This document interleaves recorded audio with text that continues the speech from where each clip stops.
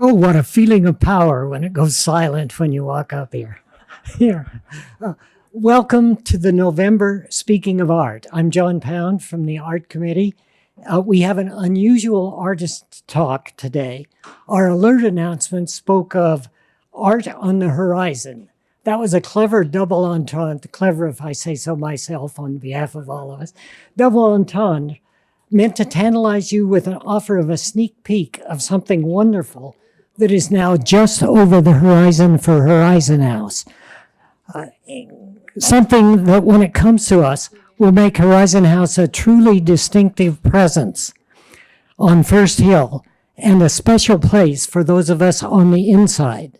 As an element of the design process for the new West Tower, an art advisory group, which includes both current and future residents, has been working for some months now to commission an artwork that will enhance the place where the West Tower and the new gardens come together. The advisory group chose our speakers today, Laura Haddad and Tom Drugan, two talented and experienced creators of public art in locations nationwide, to carry out this commission. They have generously and graciously agreed to take time out from the creative challenges of their design work to introduce themselves, to give a sense of who they are and what they have created for other communities, and to share with us today a hint of what they are working on for us. Please welcome Laura Haddad and Tom Drugan.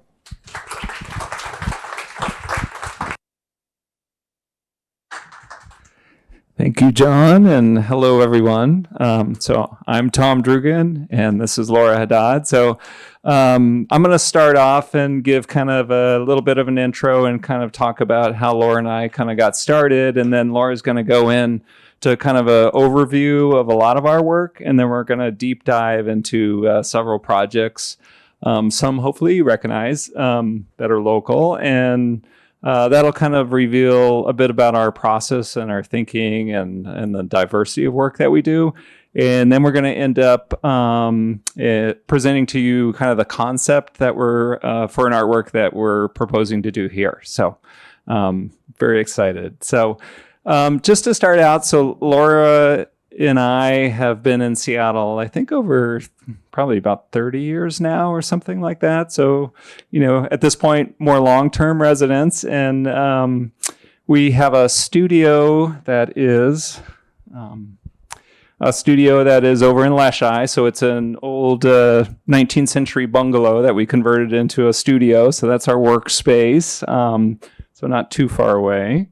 And Laura and I, we have varied but overlapping backgrounds. So we actually met in graduate school for landscape architecture, and both of us had an interest in creating art kind of at a large scale. And at the time, there wasn't a lot of, back in the 80s, there wasn't a lot of art programs that focused on sort of large scale public art. Public art was kind of a fledgling thing back then. So we kind of found our way in landscape architecture. I had a background in architecture, and Laura was a history major, but then got into landscape architecture. And then she started doing artwork. She made jewelry for a while, and then started going bigger scale, such as these installation artworks that she did. Where was this again?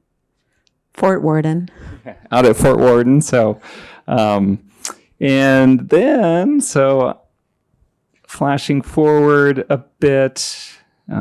I should put my glasses on. This is our first collaboration. So this was a temporary project, and this is the Star Chief Garden Car. So this is down in West Hollywood on Santa Monica Boulevard, which we had found was the terminus to Route 66. So we really picked up on this idea of the old car culture, and then we wanted to do something that would change over time. So it was I think it was in for 6 to 8 months or something like that. So we thought of this idea that, every time commuters came by, it would be changing. So we did this garden installation, and it sort of metamorphosized over time. And this was kind of a theme that we would come back to, thinking about how the art could be experienced over time.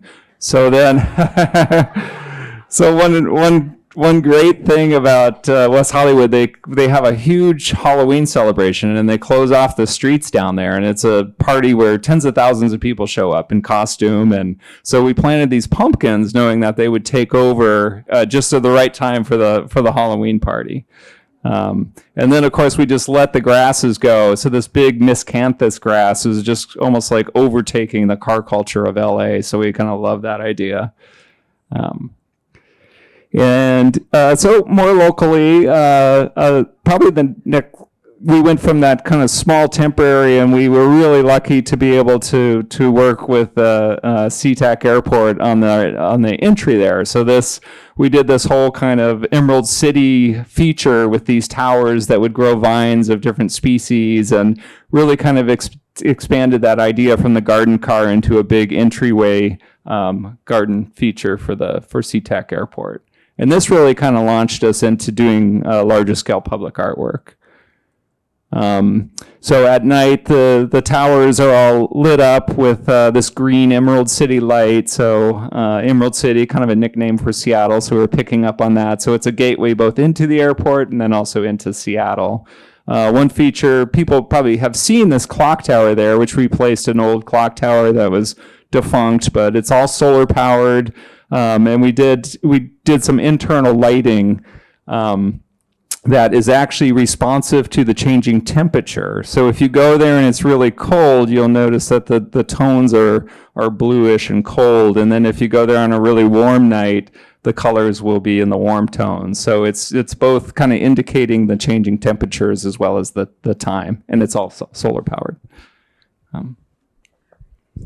Hi, everyone. So I'm Laura, and I'm going to just run through a medley of projects and to speak over it, just kind of give a background about our conceptual thinking and the way we approach projects. So as Tom mentioned, the main focus of our practice today is the creation of these large-scale iconic artworks that often become the identifiers for the places where they're located. We do incorporate lighting into our art whenever we can to generate additional effects and amplify the experience of the work. We like to use color changing light to not just illuminate the art, but to extend the concepts from day to night and create a sense of theatricality. So we're always trying to create these art experiences that have a little bit of magic in them to capture the public's imagination and offer new understandings of place. We like to work spatially and are often using these sculptural forms to compose places that people can interact with and move through and gather in. We use art to reveal invisible aspects of a place, to prompt discovery and enrichment in viewers. The concepts we explore often layer together several inspirations. They can be things that are cultural, social, natural, scientific, or functional, depending on the project and place. We generate these ideas through processes of research and community engagement. So then we will filter this inspiration through our own aesthetic of color and light and form to come up with the artworks. So the art can be an unexpected intervention, or it can do unexpected things in certain weather conditions.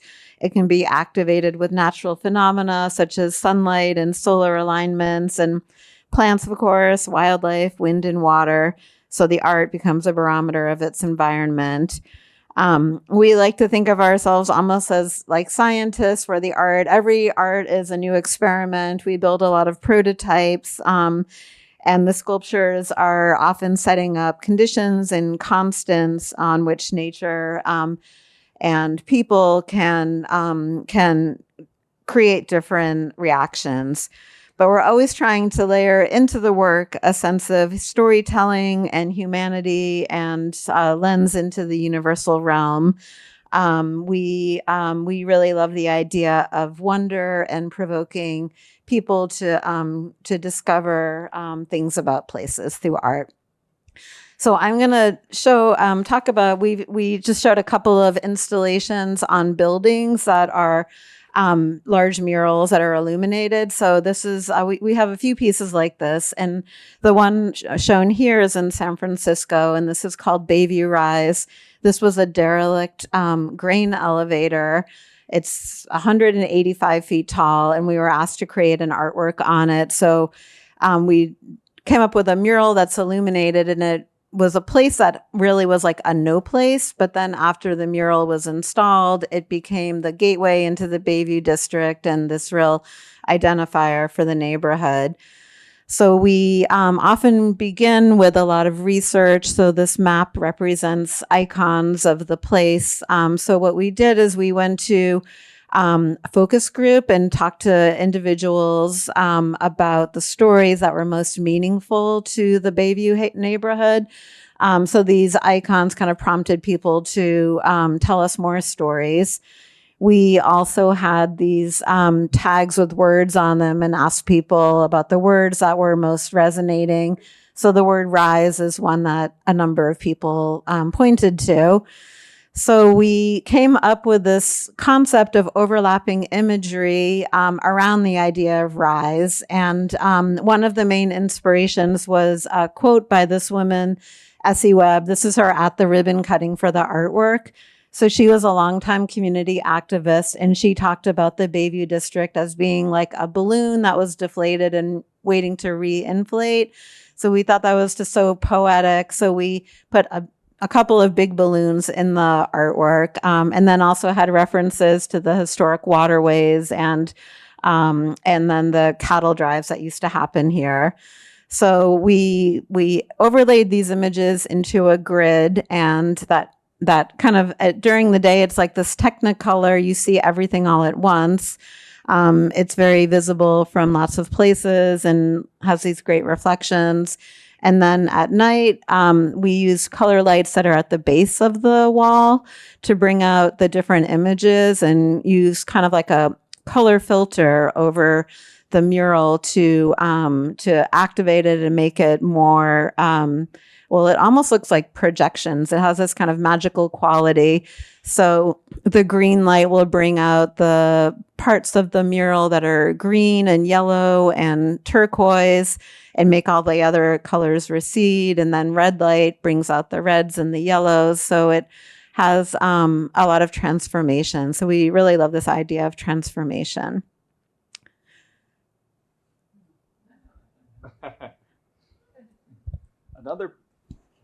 Another project, this was in Denver. So Denver was building a brand new state-of-the-art animal shelter. So they really wanted an artwork that really drew attention to this new facility.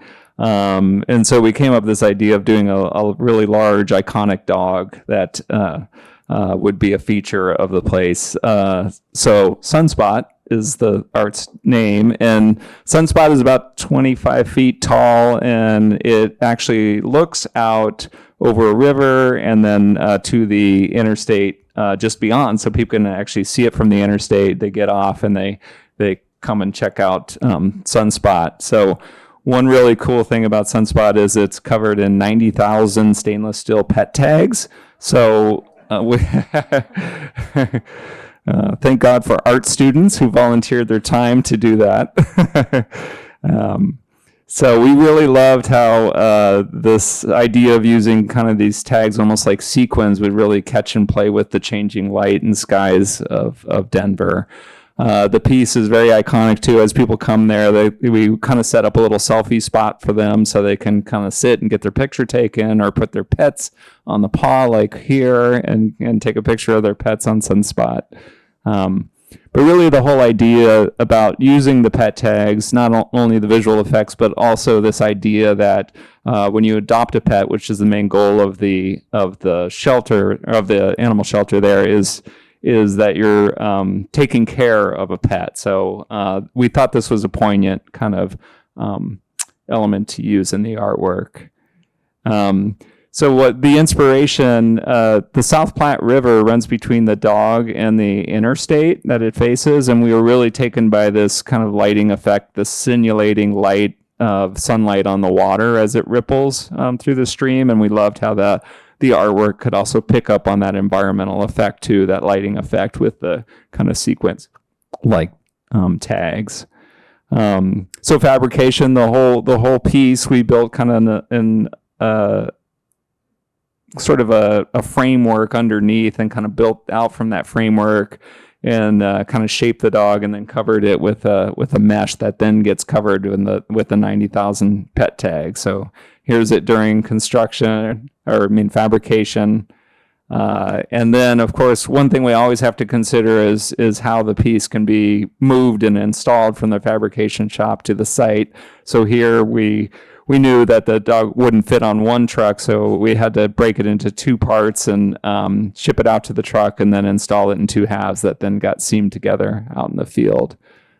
We did toy with the idea of seeing if we could have the whole thing on a helicopter and kind of going across Denver, kind of like that old Fellini film, but but we couldn't make that happen, so we did this. And we love this idea too, like for artworks when appropriate, that it actually has a tactile part to it that you can actually touch and get up to. And this one too, also when there's a little bit of a breeze or wind, some of the tags are hanging, and so you get this little gentle chiming effect too.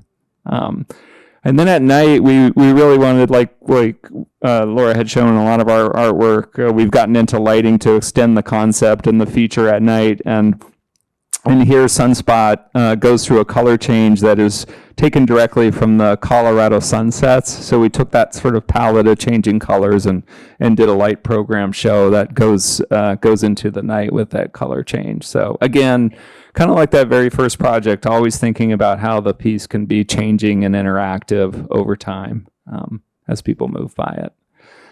Inside, we did a collar for Sunspot that fits Sunspot outside.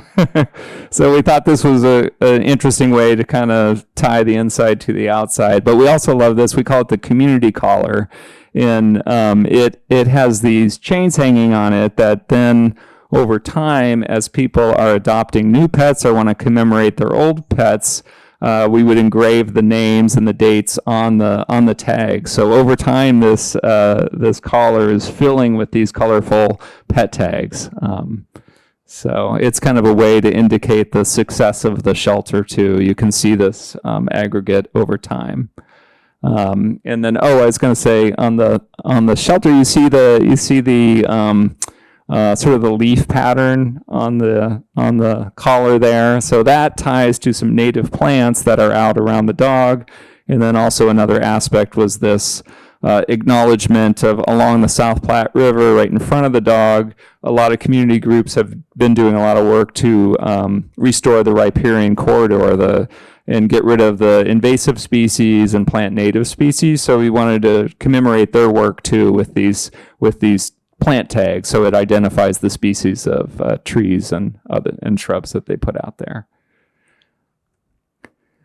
Another artwork in Denver, very different, but also using sunlight, is Iridescent Cloud. And this was at the Denver Museum of Nature and Science.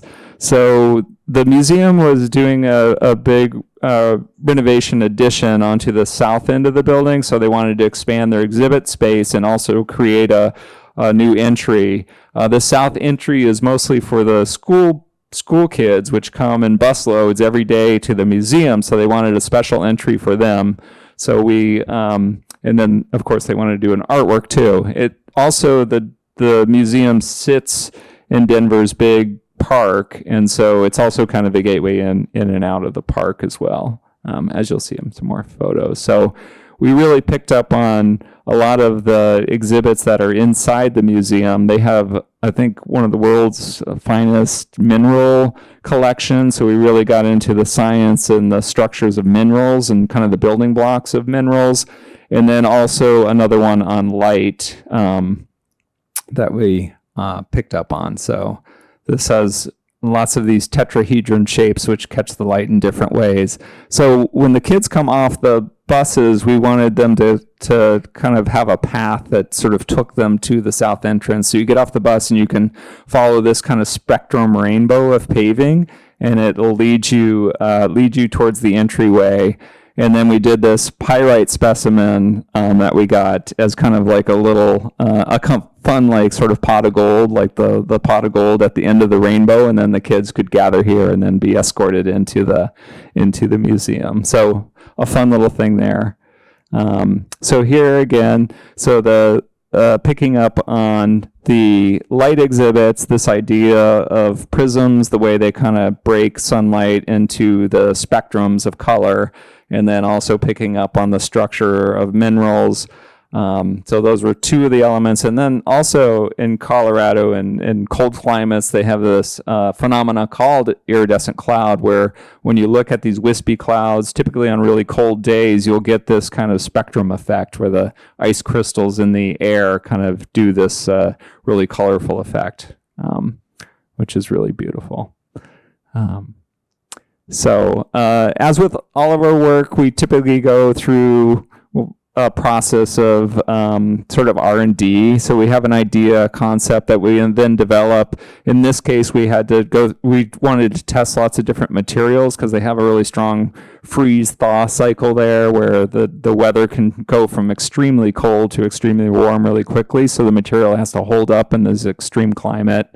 So we actually built a bunch of mock-ups and had them tested for freeze-thaw over time with various materials, and then ended up with a really high-grade acrylic that can withstand that kind of changes.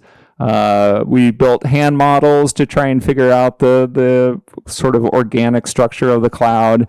Then we brought that into the computer and began to test around scenarios with that. And then the idea was to come up with a module that could be transported to the site. So something that was kind of big enough to be able to do a lot of the work in the shop instead of outside, and then small enough that it could be transported without transporting just a lot of air to the site. So once we got out on the site, we sort of stitched all these different modules together and assembled them and interconnected them, and then composed, did sort of final composition kind of as we began to hoist the piece and fuse it together. So you can get a sense of it.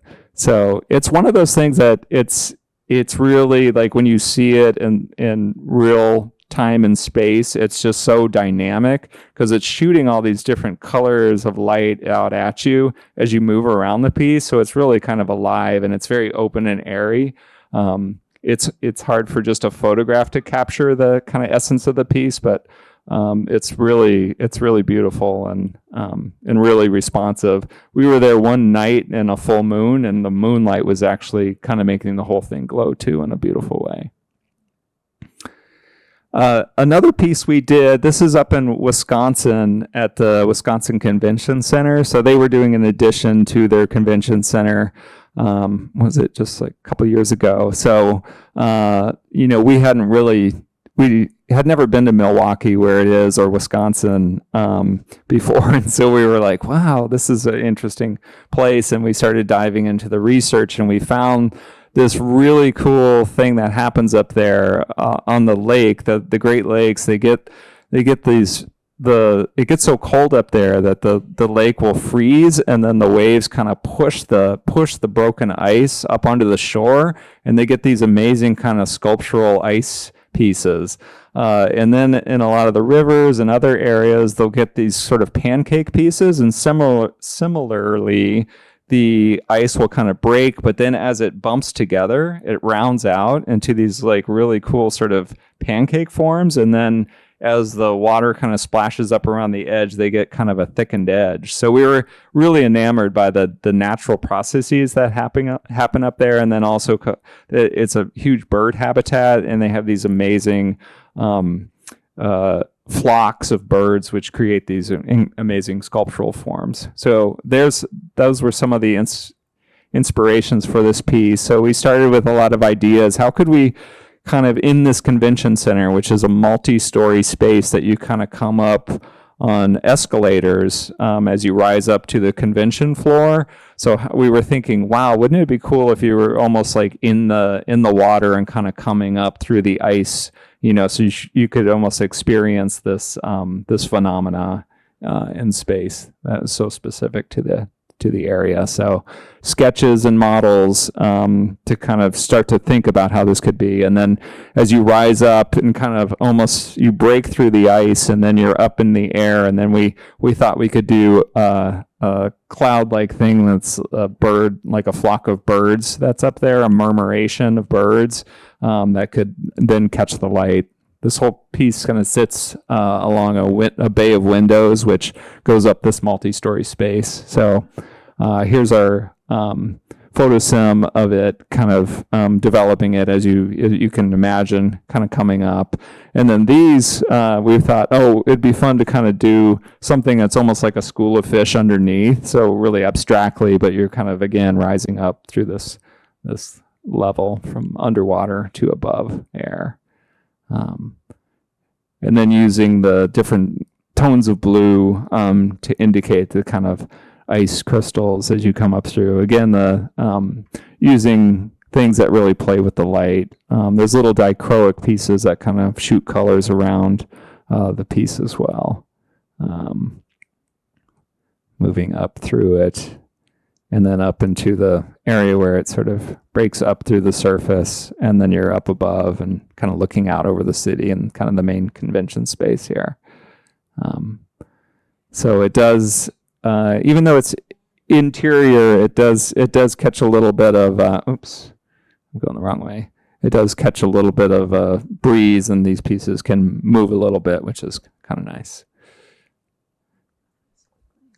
Okay, so this one is in Toledo, Ohio. So this was interesting. It was the DOT here was building a new off-ramp into the city, and so the city wanted a gateway art feature that could kind of welcome people as they came in. So again, we did a lot of deep dive on the history, looking at the artwork location, which Laura and I often do, go deep into the history of a place to try to understand its DNA. And then what's great about Toledo, it was a place of invention and innovation for centuries. So we love the spoke wheel came from there, which kind of led to wagons, which led to the Willys Jeep. So this interesting legacy of invention and innovation there that we kind of picked up on. Libby Glass, famous glassmaker, moved out there from Massachusetts in the 19th century, and they started doing these really beautiful cut glass patterns, which we really picked. We loved how the cut glass kind of picks up the light. And then started to draw these parallels between these cut glass patterns and spoked wheels, and thinking about how the space itself is almost a roundabout type of scenario where you kind of move around the landscape. And so thought we could extend that idea out into the landscape and do sort of an earth art piece that culminates in a sculpture in the center. So here we worked closely with the landscape architects and thought each of these kind of radiating spokes could be a different plant material. So again, the plants could change in these different wedges throughout the season. So again, there would always be some change for people that are coming in at different times of the year. They would see different plants in bloom. So here's one section that's all lilies that this was after it was just planted. So, but they're kind of filled in over time, leading up to this sculpture. The sculpture, we had this idea of kind of a big piece that kind of spirals up out of the ground. So we went through lots of hand sketches and ideas of what that could look like, and then brought that into the computer and started playing with it in 3D computer space. And then came up with this form we really like. The site used to be an old roundhouse for trains too, so we really love this kind of round, spinning around kind of motion that tied the past to the present. So the piece kind of culminates in this almost like flame-like top. Some of the big industries there. Toledo is also known as Glass City, so the Libby company actually ended up developing the bottle making machine, and so which kind of changed the world. So that was a huge tie. So we wanted to acknowledge that Toledo scale, pretty famous, and then of course the Jeeps, and then Champion Spark Plug is another industry from there.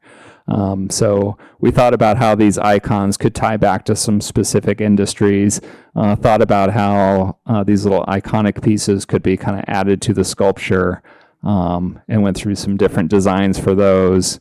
And then just construction documents, something we always do too. We do all our own drawings to figure out how things could be built and assembled and brought together.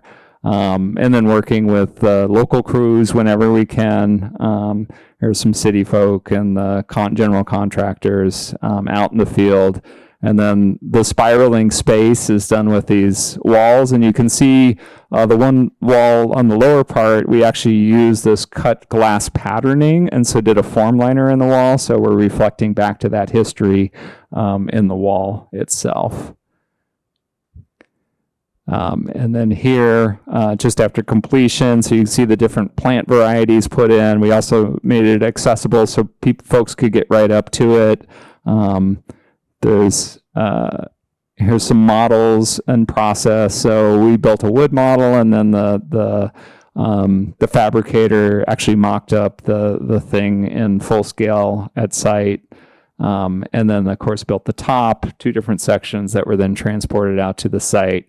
We worked with a local artist who is a glass caster, and so he created all the iconic pieces for us. And this was great to kind of have a local artist as part of our team working on the artwork. So here's installation.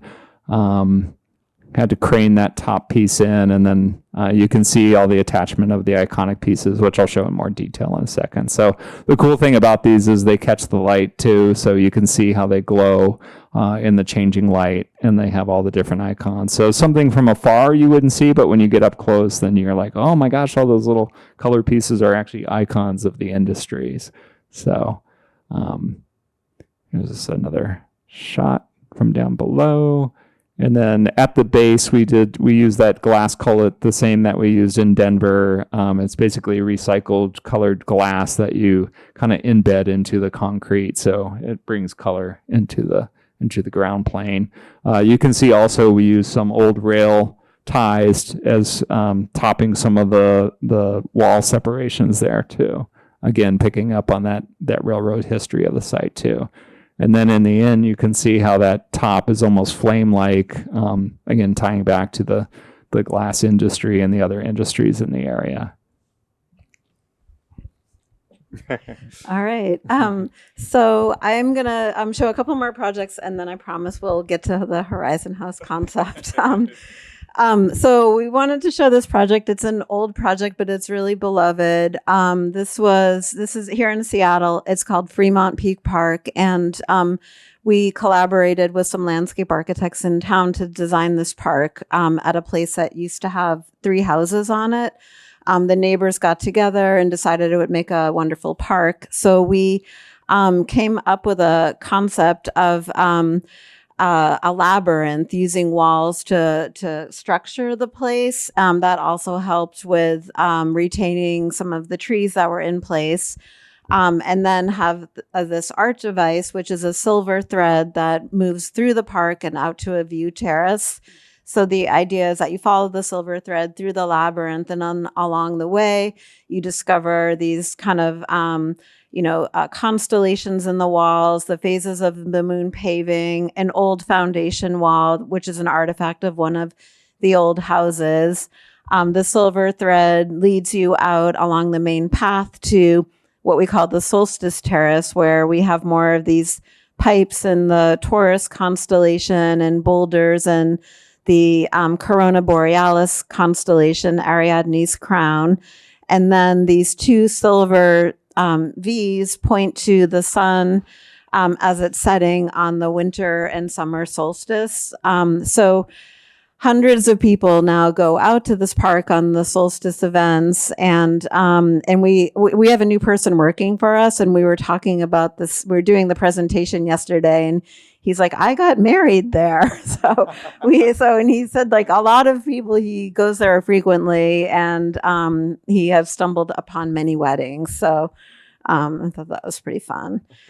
So yeah, sometimes you just don't know. I mean, that's the dream, is that a project becomes that beloved. Our biggest project that we've ever completed in terms of vertical height, we just installed this summer. This is in Philadelphia. It's called River Soundings, and it's on the Delaware River, which has a lot of maritime history. So as with Toledo, we dived into the history and became inspired by just the images of like the rigging and the different types of just qualities of boats and docks and piles. There was a big timber history here. So our site was actually at one point a mill for pine. We walked the Delaware Bridge, and here you see this bridge from the artwork location. So we wanted to do something that tied to the towers, but also to the cables that are the structure for this bridge. We researched maritime markers. We went to the Maritime Museum and had a tour by the curator there and saw a lot of navigational instruments. And the one that really struck our fancy was the sounding weights, lead lines. So what we decided to do with the sculpture is to convey the depth of the river adjacent to the location of the artwork with a series of lead lines. So the way these work is they're marked in increments of 6 feet, which is a fathom, and then they're tossed into the water. And then where the line is hitting the surface of the water has a marker or has markers along it, and they can gauge the depth. So we made our own lead line and then went out and did a bunch of depth soundings and worked with community members to mark the depth of the water, and came up with a concept of a sculpture, like I said, that is marking the river depth in increments of fathoms. So our concept rendering shows this series of, it's almost like an extrusion of the river that is conveyed with these cables and the discs on them, and each cable terminates in a sounding weight. So we, as we usually do a lot of drawings and modeling and figuring out all the details. We work with fabricators. This is Atomic Fabrications, who we'll most likely be working with on the Horizon House sculpture. So they did the shop drawings and figure out how to bend this crazy thick steel. It then went to the paint shop. So we had to build it in sections, of course, because it had to get to the site. So it finally made it to the site and was beautifully painted, and then began the process of installation. So we had already been working with the contractor to get the foundation in place. And here's the first column section going in. We had a circle cut out for our sculpture. It rained constantly, and I was out there bailing this circle every morning for several weeks. It was not the best part of the project. So just kind of getting the lower columns on, and then the spiraling frame, and then the different column sections, and it just kept growing and growing. Finally, we had all the steel up, and it was a sort of like gangly, not quite proportionally right thing, but very dramatic in its height. We have lighting in this sculpture. So the lights were installed in the steel frame on the ground, and then we lifted it, and they were in the right place. So we work with a lot of trades. So these are the electricians doing all the wiring, the concrete people coming and filling in the horrible hole. That was a great day for me. The people who installed the steel sculpture also made the cables. So you can see on the lower left here, one of these sounding weights, and then the discs are at 12-inch increments, so that they're also a marker of the height. So then we came back to the site and installed the cables one by one. And it started to just growing and accumulating, and then eventually we finished. So this piece, like we really liked how it does make a little bit of a nod to the bridge tower. It's not nearly that big, of course, but it has the same proportions. The discs are made out of polycarbonate that really glow in the sunlight. We are also trying to kind of get the quality of light on the water similar to with the pet tags in Denver. And here you can see just the detail of how they're attached to the cables. A lot of time went into this detail. And we have 5 different colors of the discs. And then at the base are these sounding weights. So the cable lengths with the sounding weights, or the cable, they're all 48 inches or 48 feet long. And then the sounding weights range in location from 24 to 47 feet, which are the depths of the water next to the sculpture. So you can see here the way the cables attach to the spiraling frame. So we used these spirals that are Fibonacci curves, and they're actually in pine cones. So it was a little bit of a reference to the pine industry that used to be there. Some etchings of the various navigational devices, the map with all the depths on it. So we had some educational aspects. The phases of the moon and the tidal markers were on the pipes at the base of the sculpture.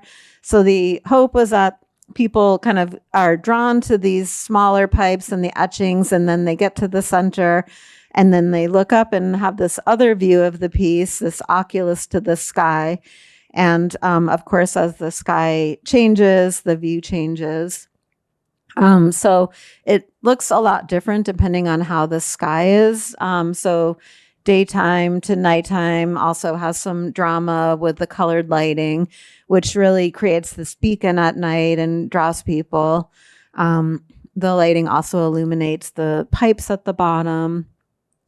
So we have a variety of color shows in here. A lot of them are blues to reference the river.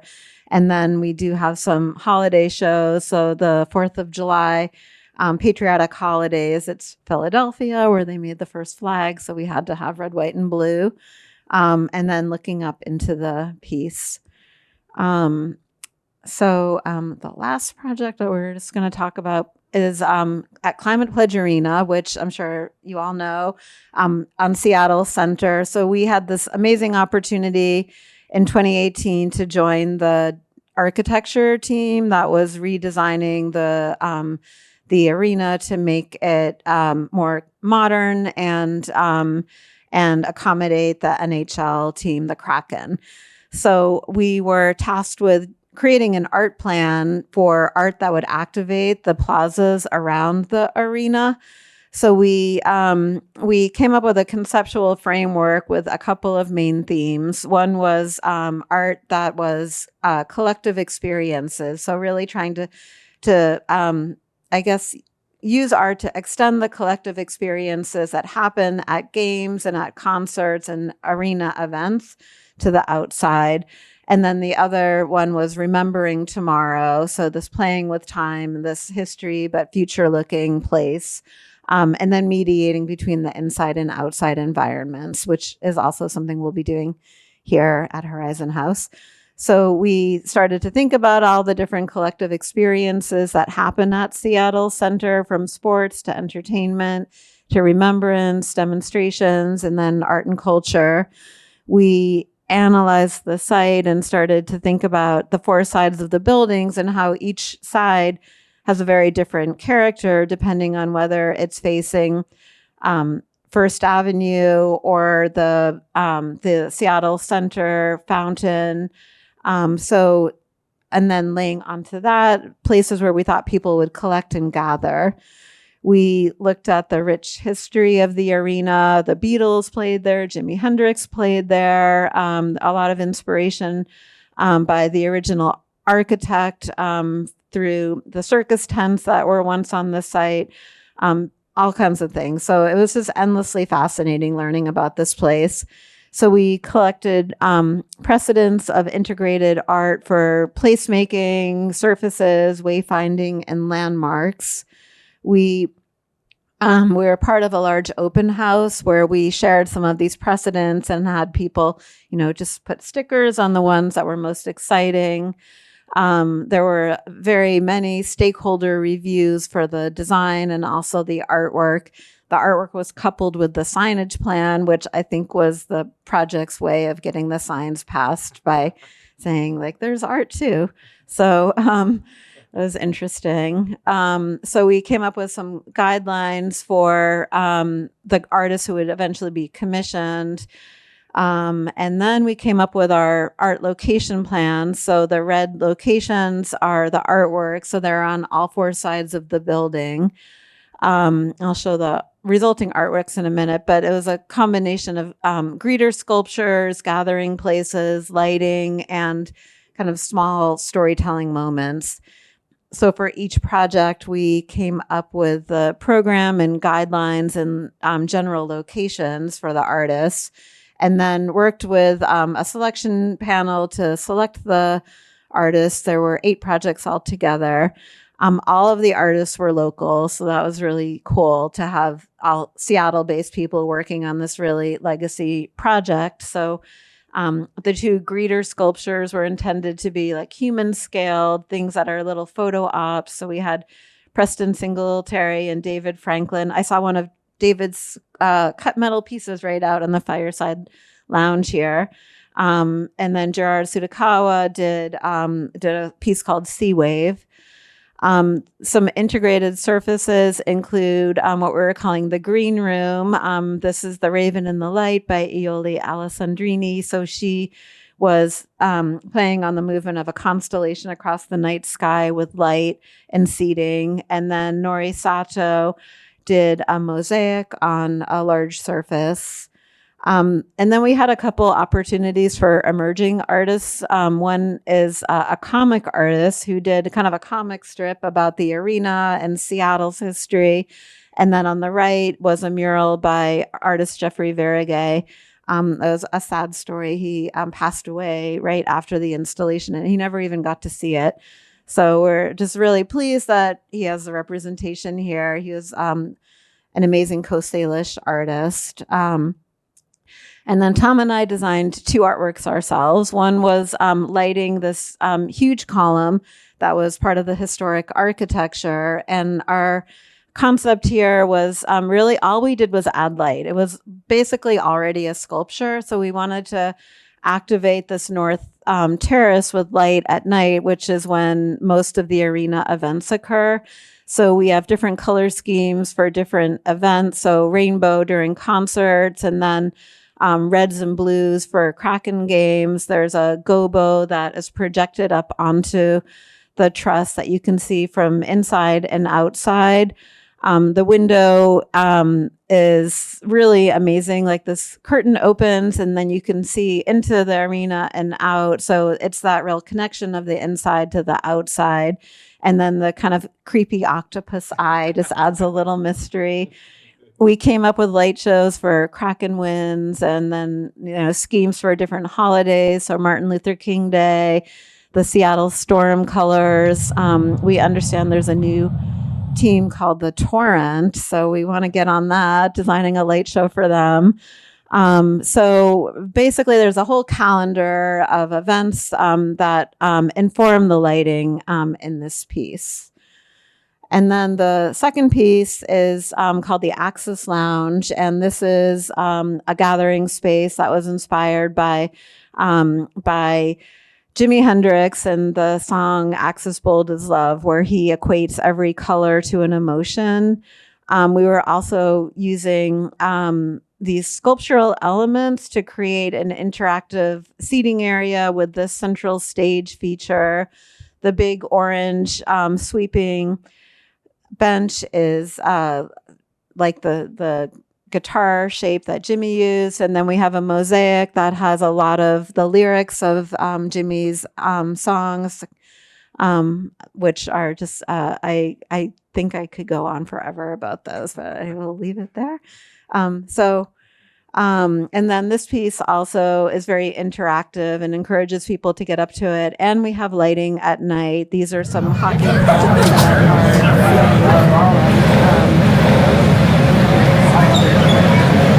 it becomes a little bit of a playground. There's light inside the stage that really makes it come to life. Okay, so finally we're at Horizon House. Yay! Yes. Bringing it all back home. All right. So we're really honored to be invited here to propose on this artwork for the new edition. So I'm going to go into some of our early thinking. So the artwork will go as part of the new tower. So there's on the new tower, there's this big overhang space underneath that kind of hovers above the terrace. So that seemed like an ideal spot to create an artwork to kind of trying to humanize and add some interest into that space.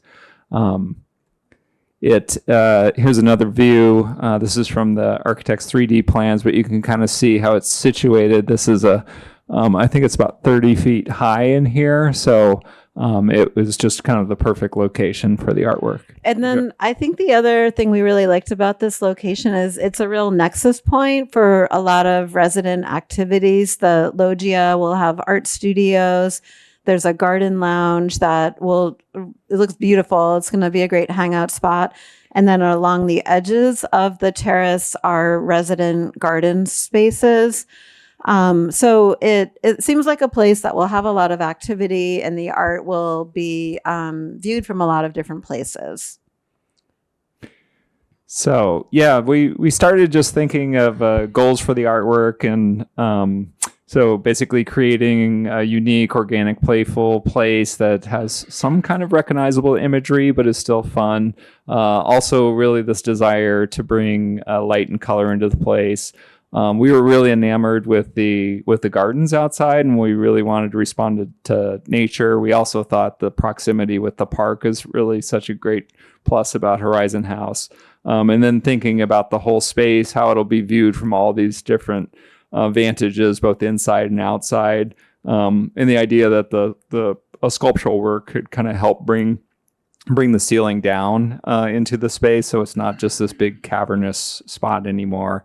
And then really think about how the sculpture could be open enough that it is kind of really plays with light and views through it, so it's not something that obscures the view and is too solid.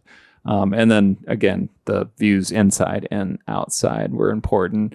We of course were enamored with the art collection here. Such a great variety and so many different fun pieces, sculptural and paintings, and just a whole variety of artwork. So this was, I think, our first inspiration. First time we came here, we're like, oh my gosh, this amazing artwork here at Horizon House. So we love that. And again, just this looking out from the terrace, this juxtaposition of urban and natural forms between the garden, the park, and then of course all the buildings of downtown Seattle, just in the distance there. When we were getting started, everything was in bloom, so we were just enamored by the incredible flora and foliage colors and forms that we saw out in the garden. And then just thinking, kind of pulling back about how this is composed in just the soft, billowy, colorful tapestries of plants. And so we really loved that aspect of the terraces out there. We actually came out and had a little sketching session out in the garden, and some residents came out and we chatted for quite a while, and it was great to hear from everybody and see people interacting with the garden and the garden space. So we see that more times talking than sketching, but it was fun. We did, but it was good. Yeah. So just thinking in the future how the terrace and gardens will be even more interactive as the space is developed around it down there. So we love this little poster a local resident artist here had drawn up, showing all the different activities and fun things and kind of interacting with the gardening and the terrace spaces. So we love that. We sent out some surveys, and that was super helpful for those of you who were able to add some information for us. We really appreciate it. So some unique things, just the sense of community, the sense of vibrancy, the urban location, the art collection, and this idea that the Horizon House is really resident driven. It's not sort of top down like some places. And so we love this kind of collaborative programs such as this, all the activities here. We really loved all these things about the these Horizon are things House. that people told us they love about Horizon House. Right, So we love them too. But right. Thank you for the clarification. Yeah. And then also just trying to get an understanding of what some of the things that people were intrigued by about the art, since it is such an art community here. So just this idea that art can add this enriching, emotional, thought-provoking, and challenging kind of aspect to the space, and then also more formally color, form, movement, light and shadow. So all these things that kind of pick up on our artwork, we feel like is really a good tie. So and then this question about role of artwork in the new West Tower, and then how can the artwork convey this identity, this diversity, this community driven, energetic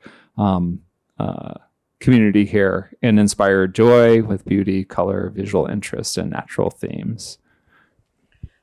So as we were getting started, I wanted to learn more about the community. So I came to one of the Monday markets and was really excited to find this bowl, which I thought was really beautiful. And maybe it belonged to someone in this room. I don't know, but it's on display in our house now. But what it became inspiring for the artwork in the way it has this really deep color, but also reflectivity. So we wanted to explore some of those ideas in the work. So we've landed on this material palette where we're using reflective metal and colored painted metal in combination. There are some details of dichroic glass, and then the whole piece is hung with suspension cables. So what's it all about? So we that kind of billowy shrubbery that is out on the terrace now that we really loved, we wanted to try to convey that somehow in a sculpture. So we started to make these little models out of rings that kind of we thought evoked a softness and a billowy quality. And also were this wonderful metaphor for the way the Horizon House community is so interconnected and active and vibrant. So we liked the idea that these rings were interconnecting with one another. We also started to see that they had this cloud-like form to them, and so thought about creating a cloud that would be a focal point made out of these rings. So this idea of kind of lowering the ceiling of the space with the sculpture that would be a representation of the sky. So here's our sculpture overlaid onto a cloud, so you can kind of see where the forms are generated from. So the sculpture is about 63 feet long, and we'll go from the ceiling to the ground with these various cable elements. And I know this is a little bit abstract, but we are filling the entire space with the sculpture. The art advisory group that we've been working with has had some amazing comments and really pushed us to have the sculpture push out from the overhang and into the garden area. So now it's overhanging the planting island. There are some rings that are wrapping around some of the columns. So it's very interactive with the space. So you can see we've got this very vibrant color palette that is inspired by the flora of the gardens. It's almost like a rainbow that's moving through the cloud. And then there are these details of these cables that create a reference to the sun, and then lower cables that reference the rain. So this is still in development, and how all these elements are actually going to, land on the ground, where they'll be. We got some great comments last week, so we'll be working on just finessing the forms. but we do really like how it fills the space and has a lot of energy and vibrancy. And there are views from the different terraces as well as from inside the building. So there are 3 stories to the building that look out on the sculpture. So this is the central story. It's the B1 terrace. This is the level that will connect to the existing building. So we wanted the focal points. You see most of the art on that level, which I think will probably see the most use.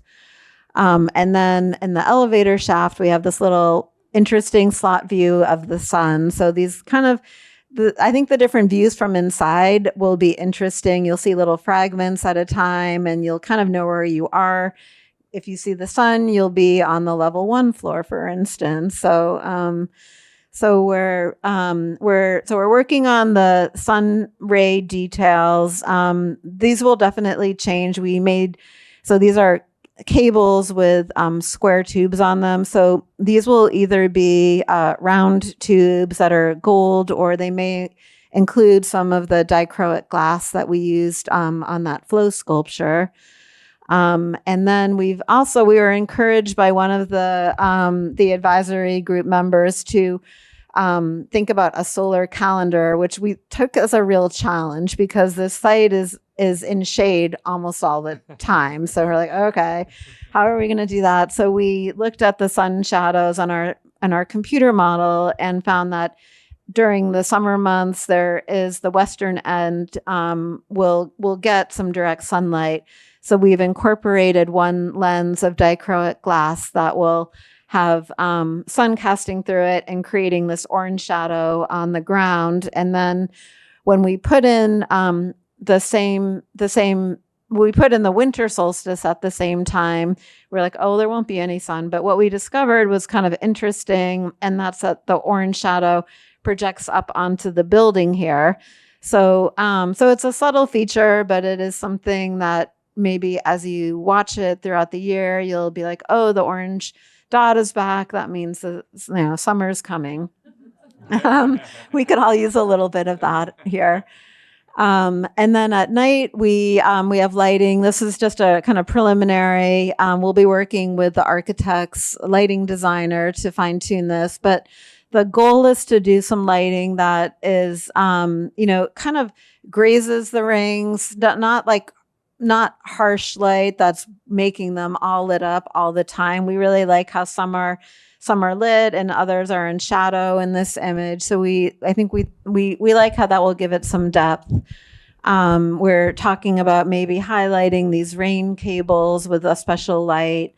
And then we have our sunlit with a special bit of light.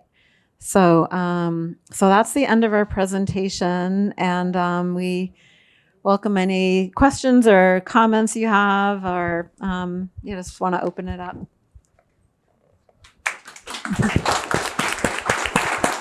Thank you. Thanks, everyone. I'll go back to our.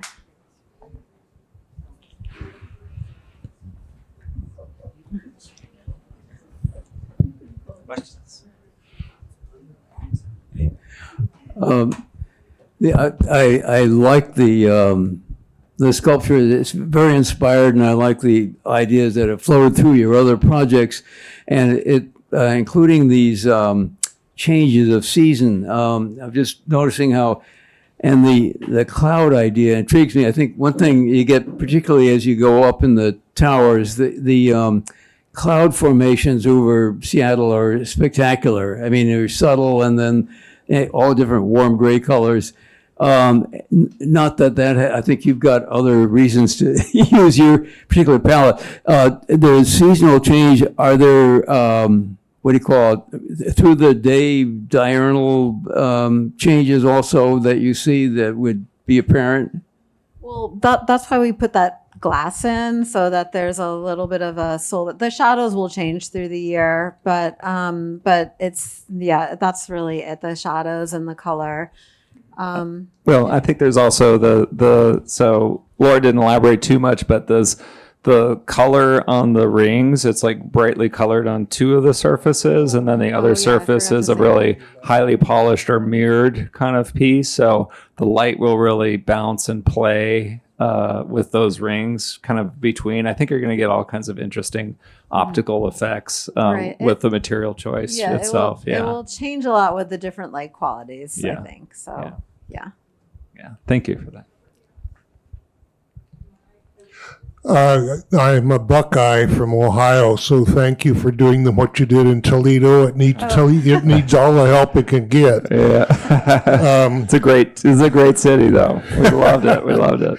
I'm wondering, have you ever had problems with vandalism on any of your installations? At Climate Pledge Arena, we had skateboarders and bike riders on that orange bench. I don't know if I would call that vandalism so much. We had one project with some guitar picks hanging down, and people would take them as souvenirs. And the dog, people take the pet tags as souvenirs. But the city of Denver kind of embraced that, and We actually, for the dog, we knew that was going to happen, and so we ordered thousands of extras, just knowing that we could just replenish them over time. So, so we kind of embraced that one. The one that Laura mentioned about the stainless steel pet tags, we had put them down low, and it was kind of something for kids to kind of play with. Well, it turned out that our art manager was down in that area one day, and there was a guy selling them to tourists. So that one didn't work out so well, but yeah. But we're hoping that here at Horizon House, Sarah will be safe, so we don't have concerns. So I'm not on the art committee. This is I can't totally new to me. And I think it's just spectacular. Oh, thank The you. way you have thanks. captured clouds and all the way you talk about it. Oh, it's wonderful. Thank you. Oh, thank you so much. Thank you. Yeah. I appreciate that. How does something like this weather over the years? Well, we're using very durable outdoor metal and the highest quality paints that we can, and we'll be putting a sealant on. Because a lot of this will be on the underside, it'll be protected from sun and wind and rain. And I mean, we've been doing it long enough. I think we like those first couple projects with the plants, we learned the hard way that plants are not always maintained in artwork. So Yeah, so if you're wondering why there's no vines on the vine towers at SeaTac, because there was vines, but the maintenance people kept whacking them with their weed whackers, and But yeah, I think this one seems like it'll be pretty durable, and yeah, we don't have too we've been many using concerns. this. You guys might find this interesting, but a painter, and they mostly do boats and stuff. And so this painter he's down in Georgetown area, but he's got a line on this most durable paint that they use on boats. So you can imagine how weather resistant it is, and it'll 20 years, even exposed to the elements. So like Laura said, in here it'll be sheltered. And then stainless steel is just pretty much the most robust thing. We've got some of our installations that have been around for 20 some years. They look, basically newish. So, it's like, Well, it's spectacular. Oh, thanks. thank you. Well, they have to take down the building and then put up the tower. So, so I think the schedule is 2028 is when the tower will be completed. And we're hoping that we can install the sculpture before the pavers are put on the ground, because that'll make it this.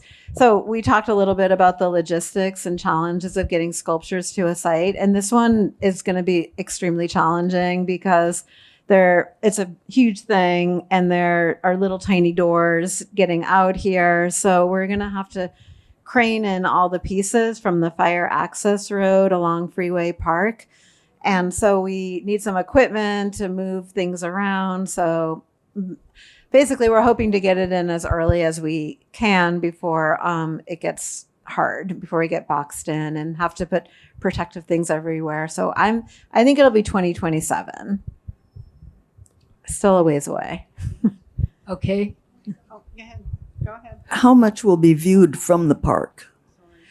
That's a good question. I think we looked. Yeah, I think when we first were coming out, kind of visiting the site, we did do several trips in the park, and we're looking up and trying to imagine the new terrace versus what's there now. And I think because of the height, I think you will get a view from the park, which would be pretty spectacular. Yeah. And I know they're doing a lot of improvements to the park right now, so that's great. So they've got a lot of plans to do even more to restore Freeway Park, so that'll be good. Someone told us that even the fountain they're going to get the fountains working again, so that'll be great. Yeah. Yeah, I know when I first moved here, the park was spectacular, and it's kind of had some hard times, but yeah. I have a question. Your tell this projects are just wonderful. Uh-huh. I'm interested in the whole idea of the budgeting and how that works.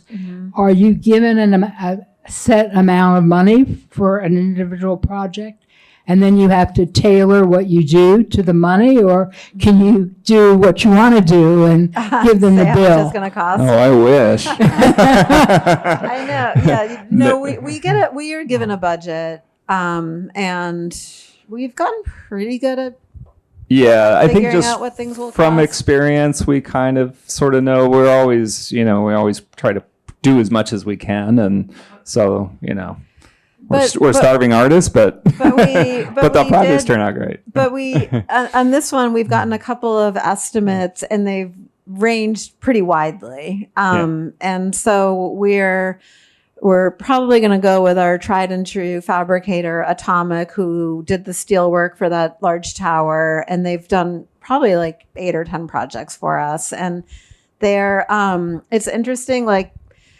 different fabricators have different skills, and the same thing can cost one fabricator 10 times as much as another fabricator, depending on their welding capacities or their equipment. So this kind of manufacturing these rings is something that is really in the wheelhouse for Atomic, but the more specialized art fabricators we've spoken with, they don't have the same resources, so they're more expensive. So it's an interesting process, I would say. Yeah. Speak up. So I have a question. Is there any movement within it if we had a high wind, or is it rigid? Yeah, we had our structural engineer already evaluate kind of our concept here, and so we have some, just with the cables kind of as shown here, and then these pieces that wrap around a couple of the columns. These will be kind of tied to these columns, and so that adds a lot of stability. And then all the rings are interlocked with each other, so the whole piece kind of works as a big matrix of interconnection. So there won't be much movement. So. Right. So if we attach those rings on 4 points to the columns, nothing can move. So that's giving it the lateral support. And I kind of went over this quickly, but we have 7 vertical suspension cables, which we thought we would have a lot more. So we're really pleased that it only requires 7. It'll move a little, I'm sure. But if it was windy like it was last night, maybe, you might get a little bit on some of the pieces, but it's not going to be swaying around like some things. Yeah, it won't be hitting things. I have a comment, not a question. I think these are very playful. And I'm looking at them, I'm thinking bicycle wheels, bubbles. Oh. And the musicians, remember they put their rings, they'd have rings that are interlocked, and then they would go like this and break them apart. Oh, right. Magicians. Yeah. Right. And so this makes me think about them, just lots of things. And then earlier on, you had one look like pickup sticks. You had all these long rods and they were like thrown down. Remember pickup sticks? Yep. Yes, And you yeah, had to yeah, flip it yeah. off. Yeah, I think used to we- play that. Yeah, we made that comment when we were working on that project, I think. Yeah. Just throw So 'em, I yeah. like the playfulness. Oh, that's Thank good. We you. were Appreciate really, yeah, and you know, it was like the art advisory group was really pushed us, I think, in that direction. We originally came with 4 preliminary ideas, and the takeaway, we didn't really pick just one of those, but the takeaway was to make it something that was really playful and fun, but I think we still wanted it to be sophisticated and have a level of abstraction that would, you know, intrigue people in a different way rather than, you know, the big dog. You know, it's kind of you get it and it's fun, but we wanted this one to have resonate in different ways. And like you said, you see different things in it, which is really nice. Yeah. Thank you, Laura. Thank you, Tom, for a very eloquent and exciting preview of what we're going to have. All right. Thank Thank you. Thank you, everyone.